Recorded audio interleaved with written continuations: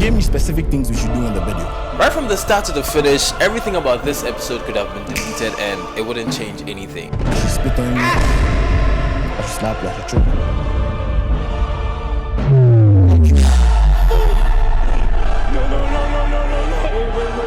No. You know. Wait. Suck my. Nope. This episode is a net negative for this guy in particular. It's a plus. It's actually a plus for Headucator. He or she might start getting more clients and whatever. But this guy here is the problem. And today, this episode is going to be focused on this guy specifically. But as you saw by the title and the thumbnail, I actually think we are overlooking something about this episode. This might be one of the most important podcast episodes in Ghanaian podcasting history. And before you start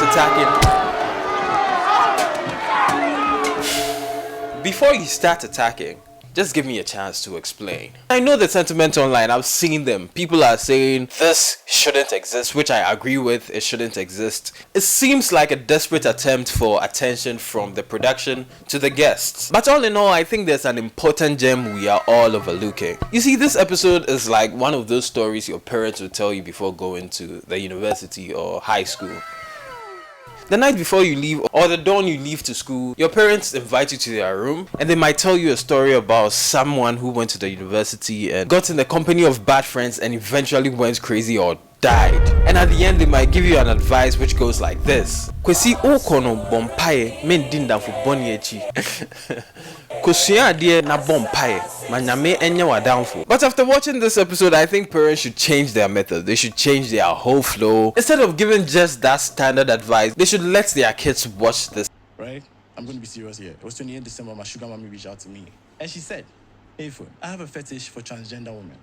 I contemplated and I told her I can't do no such thing. And she was like, okay, I'll give you $500. Ghana cedis 5,000. Like, can I cuss? Of course. That man, fuck it. Let's do this. And at the end of it, just tell them, oh, they are all corner. When the episode dropped, or more accurately, when the announcement for this episode was made, I, like a lot of people on the internet, was confused about why they were doing this. Why? There's this chair in my room, so he put on the chair. So you can see in the video I was standing, he was leaning. Mm-hmm. Yes. Why? I was doing the act, I was slapping him, I was spitting him. Why? You know, choking him and stuff. Why? Why in the world is Hayford doing this? Are they paying him to come on? Why are they bringing this back to life? Is this what being cloud drunk feels like? A lot of questions flooded my mind. And in the end, I think they just wanted their names to be in the news cycle for 2 or 3 more days. Because guess what? They won. Because the biggest channel on YouTube is talking about them now. So for context, last year, a video or several videos of these two biological males engaging in the devil's tango, an extremely taboo and illegal activity in Ghana, was leaked online. And that is the type of news the internet thrives on. The question that was ringing through everybody's mind was, why are you gay? People came to Hayford's defense. They were like, this guy is a good looking guy, so surely he's not gay. In fact, it turns out at the time of that whole thing happening, this guy was in a relationship with a woman. As if cheating in a relationship wasn't bad enough. Imagine your boyfriend cheating on you with, oh my god, with another man. Has anybody checked up on his ex? Because this could be traumatizing.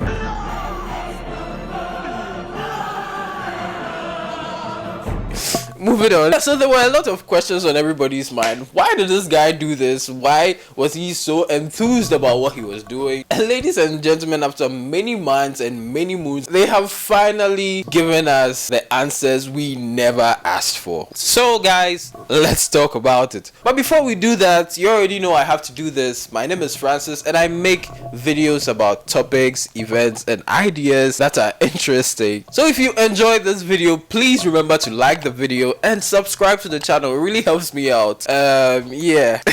So now let's talk about the episode. So in this episode, Hayford paints a picture that is very hard to look at, no pun intended. The story he gives and the explanation for doing what he did, does not do anything positive for him. In December, my sugar mommy reached out to me. And she said, Hayford, I have a fetish for transgender women. He probably thought coming out to clear the air was going to, I don't know, change people's opinions about him. Giving the internet this much context worsens your case even more. This was just too much information. All of this could have been kept in the closet and you would have been fine. We would have been fine. We did not need to hear about how your sugar mommy coerced you into doing this. And let's get to the sugar mommy part. When he says this, In December, my sugar mommy reached out to me. I bet you felt so cool saying this. He has a sugar mommy. Charlie, so the Accra people, you are like really about that life. Hey, we talk about having sugar mummies and we talk about, oh Charlie, if I get sugar mummy, where she could pay my this, that, buy me this, that. I like it too.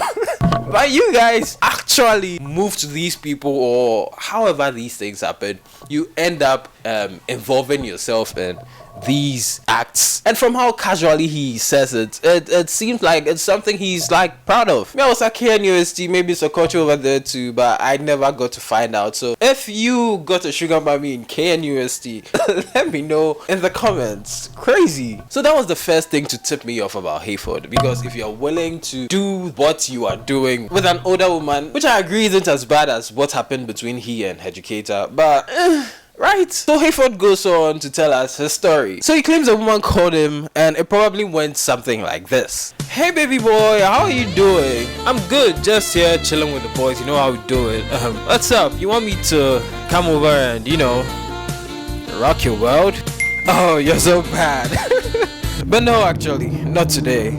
So, you know, I've been thinking a lot lately. I've been thinking a lot about you. Fantasizing, actually. Ooh, you know, I'm down for anything, mommy. Whatever rocks your boat, just lay it on me. This might be a bit different. It might make you a bit uncomfortable. Kinky. You know, I'm down for whatever. You remember what I keep saying? Whatever doesn't kill you makes you stronger. What do you want? Sure, I'm going to tell you, but you need to promise you keep an open mind. Sure, whatever. Alright. I need you to go lay with a trans woman, take a video and send it to me. What? I'm going to need you to lay with a trans woman. But that's gay. I'm willing to pay $500. You should have led with that. We have a deal. So essentially what happened is this guy sold his soul for $500 US. Isn't that crazy? So you may be saying to yourself, Francis, you said this was one of the most important episodes in television history. Now, why do you think so? Now, let me explain. You see, this episode was able to do something that most podcasts are not able to do. To peel back the curtains and give us a peek into the rise of hustle culture among the youth in Ghana at the moment. It shows us how quickly chasing easy money can lead to people straying from their paths and lead them onto tangents that will leave a lasting impact on their image and ruin their lives and relationships. And trust me, there is no way this guy is the only person doing what we saw in that video. There are definitely more people involved in this kind of behavior, because if there weren't, Headucator wouldn't have a career. And a lot of these people are parading around with cars, expensive phones and devices, what have you, and you wouldn't even know what they had to do to get all those things. Imagine if Hayford's video never came out, right? We never saw that video, everything went like it was supposed to, and you saw Hayford on the street with a $500 headset or shirt. You see him and you're immediately like, damn, what I wouldn't do to get my hands on that headset or shirt. And it's so funny because you would never know what he had to do to get his hands on that. Yeah, but the bottom line is greed, discontentment, and honestly, poverty are leading people down a path of degeneracy and actions they are definitely going to regret in the future. And in this era where everybody is trying to get rich no matter the cost, we are all finding various means to get to the bag. We are doing whatever we can, some legal, others illegal, and we justify our actions day in and day out. I had to do it. If I didn't, I wouldn't have gotten the money to do this or to save this person's life. We are always justifying our action, and it's very hard to tell somebody to stop without offering them an alternate path. So what I'm going to do is to leave you with an advice my grandma left me before she left. She said, if you are doing something bad, if you are doing something in the dark which you know you will regret or you will be embarrassed by when it comes to the light, immediately stop doing that thing. So if you watch to the end, remember to leave it a like, subscribe to the channel, and I guess I will see you another time. Thank you for watching. Bye bye.